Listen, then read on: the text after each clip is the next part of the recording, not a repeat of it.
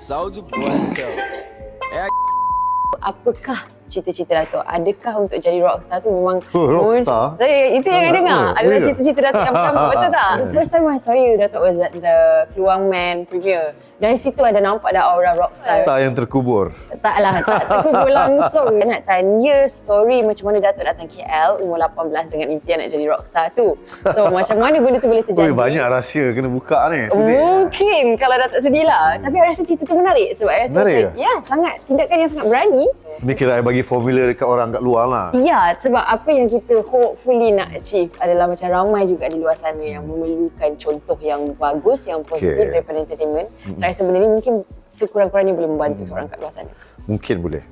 Mungkin boleh. Saya sangat yakin sebenarnya dia boleh. Pernah tak question sepanjang tu sama ada you were making the right decision or not? Pada ketika itulah. Obviously you made the right direction lah Datuk. Dah sampai dekat sini, of course it paid off. Kalau dah sampai sini rasa macam nak patah balik macam mana?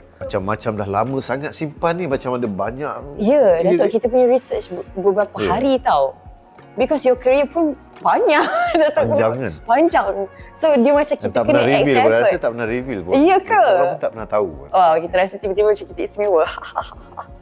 I pun tak tahu lah. Every time bila cakap nak rehat je, selalu akan datang. Kena let go. Tak payah rehat lah cerita dia. Boleh lah. Rezeki yang dah menggambarkan yang industri Malaysia memerlukan Datuk. Datuk lah janganlah Tak boleh. I kena bagi ruang. Ramai player baru kan. I think it's time to rest. Duduk belakang tabir pula kan. Produce. Mungkin. Kan? Boleh. Kita akan buat one TikTok TikTok joget. Serius lah. Paling kurang pun jadi rockstar. Perlu ke? Takkan. Tak, gurau. Alright guys, jangan lupa untuk saksikan episod kami yang akan datang Khamis ini jam 10 malam. di YouTube, Spotify dan Apple Podcast. Bye! Bye.